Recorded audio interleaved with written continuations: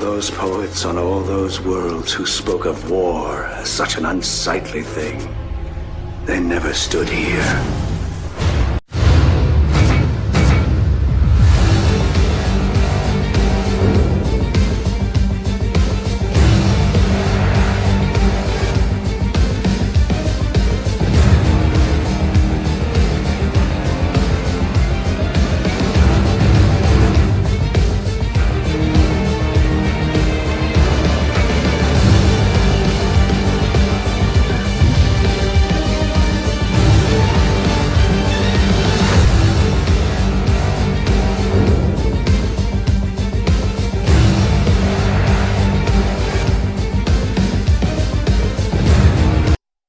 Hello everyone and welcome to another movie review by Centipede Geek. Today I'm going to talk about a film directed by a man by the name of Quentin Tarantino.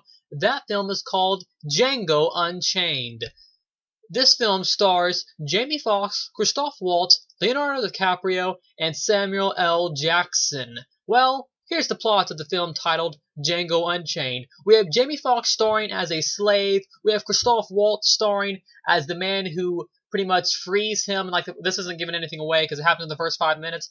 But Christoph Waltz frees Django. He was a chained up slave on this carriage, and they make a deal saying that if he can help him be a bounty hunter, then Christoph Waltz will help Django save his beloved wife, who is also a slave, down in a plantation that Leonardo DiCaprio's character and Samuel L. Jackson character, they own a plantation, and pretty much Django wants to save his wife, and Christoph Waltz is going to help him if he'll help him be a bounty hunter and take out different bounties and collect money, that sort of thing.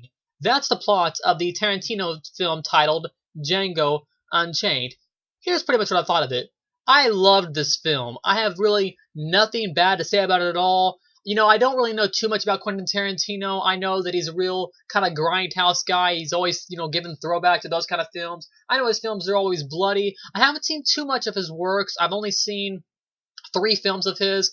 I've seen Death Proof. Death Proof is probably my personal favorite. I really enjoy Death Proof. But I would definitely say that Django Unchained is on par with Death Proof. It might even be a tad better just in a few categories of areas. I wasn't too fond of the film Inglourious Basterds, which is Tarantino's film he did before Django. I didn't like Inglourious Basterds too much. It was really talky, which I know all Tarantino's films are very talky, but it was just a little too talky, and the dialogue wasn't too clever. I also didn't think Inglourious Basterds was that violent. I mean, if you compare Django Unchained and Inglourious Basterds, Django is a lot more violent than Inglourious Basterds. Inglourious Basterds is tame compared to the violence shown in the film Django Unchained.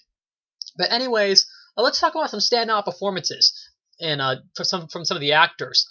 Jamie Foxx is probably one of the best performances in the film Django Unchained. He really shows that he can be an action star, because there's some good action scenes in this, and then he shows that he can also, show in the drama scenes. So Jamie Foxx does a good job showing that. He shows compassion and heartwarm, He does some good stuff. But I think my personal favorite in this film is definitely Christoph Waltz playing the bounty hunter. Christoph Waltz, literally, if you ask me, he stole every scene in this movie. I really enjoyed his performance. I enjoyed him as an actor. If you ask me, he was the best actor in this movie, and he was also the best thing about Inglourious Basterds. I wasn't too fond of Inglourious Basterds, but if I had to pick something I liked, Christoph Waltz was definitely, he played the Nazi scumbag guy.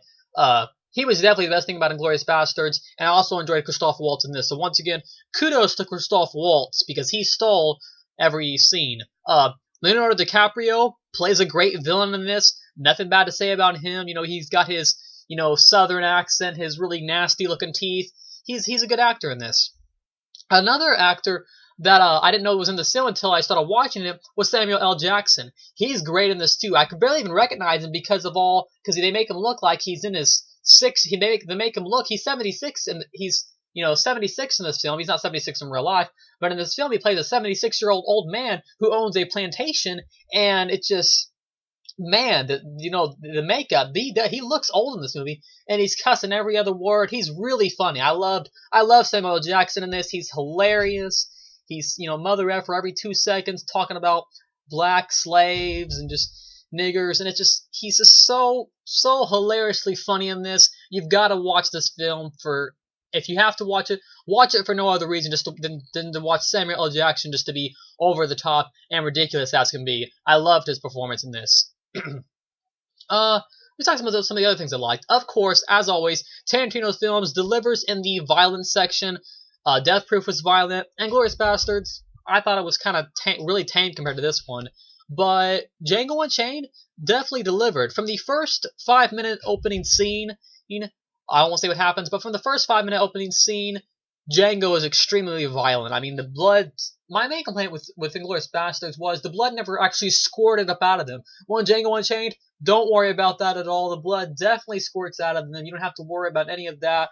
The endings, the last, I'd say, 20 minutes of the film are excruciating violence. It's beyond the point of, oh my god, this is an extremely violent film.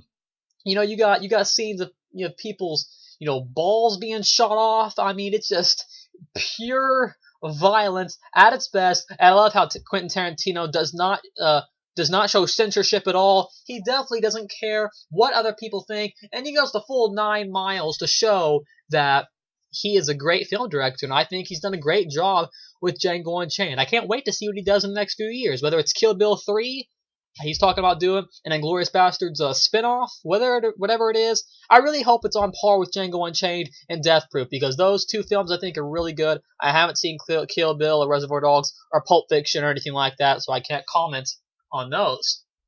One of the things I didn't expect about Django Unchained was how funny it was. There's a lot of humor in here. Let me say that this humor is a lot of dark humor. It's a lot of stuff that you have to have a sort of weird, quirky, and a dark sense of humor in order to get, because I saw this in theaters with I'd say about 20 to 30 people, and it seemed that the only ones laughing were me, my friends, and then maybe 3 or 4 people behind us. But it seemed like some of the people that I saw it with didn't get the jokes because, like I said, some of the humor is dark, it's kind of sadistic, so you have to have that sort of mindset. And then, so like I said, a lot of dark humor, and then some of the humor is not dark humor, it's actually extremely funny. There's a scene. This isn't a huge spoiler. There's a scene with all these. It's kind of a western, kind of a spaghetti western movie. Anyways, there's a scene with all these men on horses, and they all have bags over their head, and they can't see because the holes in their bags over their heads aren't big enough. So they all start cussing, and they all start complaining about Jonah Hill's in the scene. Anyway, only for 5 minutes. Anyways, they all start complaining about how the bags. They can't see, and that someone else should have cut the bag. So they're having to decide, should we raid the place by taking our bags off, or raid the place just by keeping the bags over our heads? Probably one of the best scenes in the movie. Very, very, very funny scene, and just an overall comical scene. So main reason I like Django Unchained, and that it's action, it's drama, it's western, it's funny, it's hilarious, it's violent, it's bloody. Overall, Django Unchained is just a hilariously entertaining film it's just everything that it needs to be, and especially the ending. I mean, the ending is just awesome, not just blood-wise, but just drama-wise. I really like the music in this film. The music around the last 20 minutes is really cool. Quentin Tarantino has a small cameo in this for, I'd say, about 10 to 15 minutes he's in this movie, so that's kind of cool. The director throwing himself in there as a small role, small cameo. I like that a lot. So anyways, Django Unchained gets a solid 10 out of 10. Nothing bad to say. Definitely a film that you should see in the year of 2012. Anyways, that's my review of the Tarantino's latest film titled Django Unchained. Make sure to like, comment, subscribe to my page below, and I will see you guys later with another movie review by Centipede Geek.